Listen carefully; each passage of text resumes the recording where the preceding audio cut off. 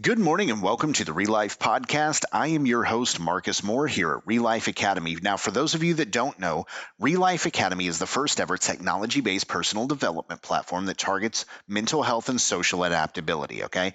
And we do this by analyzing your unique environment, and then we engage you with personalized course content and coaches that build on those areas of opportunity, all with the goal of developing a better you along the way. Now, you can find out more by visiting www.reallifeacademy.com today. But before we start off, I want to explore something that many of us don't talk about. It's that mysterious, almost taboo part of ourselves, right, that we're pushing to the back. It's been the focus of philosophy and debate for probably more than a millennia. And most importantly, it has the capacity to create opportunity or destroy civilization as we know it.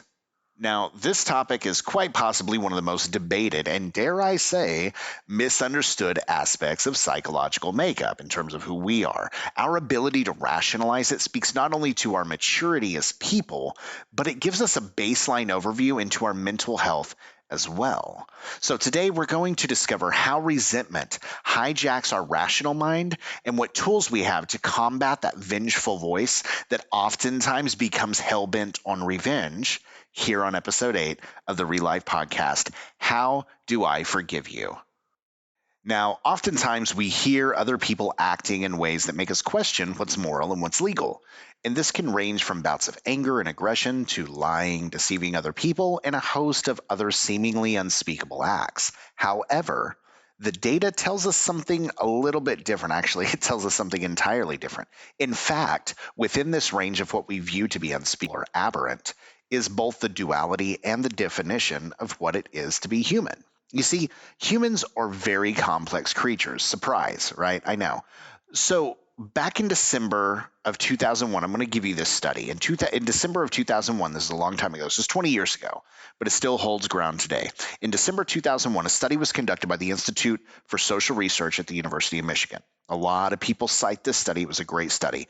What it did was it sought to understand how we decide who to forgive and if age plays any role in that whatsoever. What are some of the other determinants, right?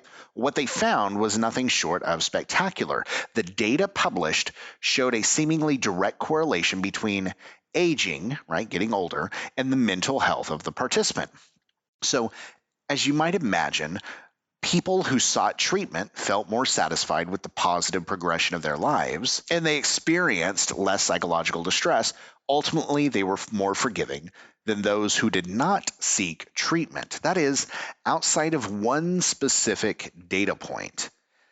You see, those who experienced the highest level of perceived trauma and psychological stress engaged in what researchers titled proactive forgiveness. Now, this is where the accused, right, would proactively ask forgiveness of the accusing party.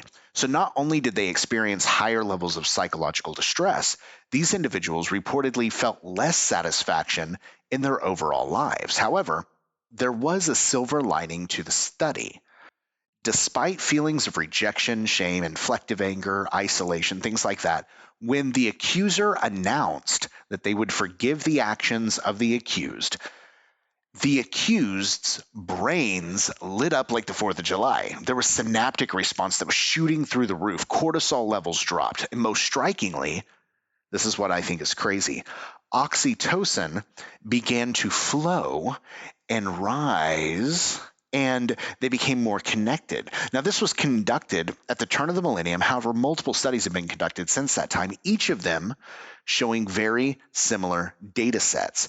So what does this teach us? Well, we know that anger and resentment cause a great deal of stress to be placed on the brain.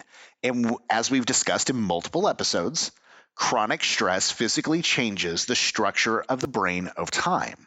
It limits our ability to be rational and objective, and in turn, it limits our cognitive ability to forgive other people. So what can we do about it? Well, that's a great question. I think you know the answer to this, but I'm going to tell you anyway. We know that everyone's different.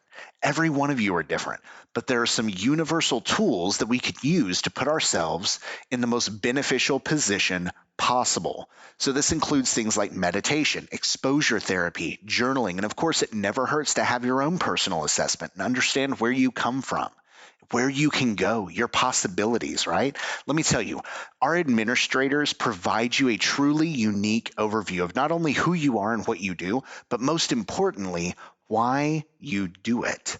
You see, it's provided to you absolutely free of charge by Real Life Academy. In addition to the free assessment, we provide you access to a life coach who's going to help you power through even those really tough days when forgiveness may not be the first thing on your mind, right? It's never easy. Forgiveness is never easy, but it makes us a better person.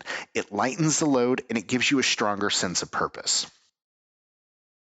I'm your host, Marcus Moore, and I want to thank you for taking the time to join me this morning in an effort to help the world grow. Until next time.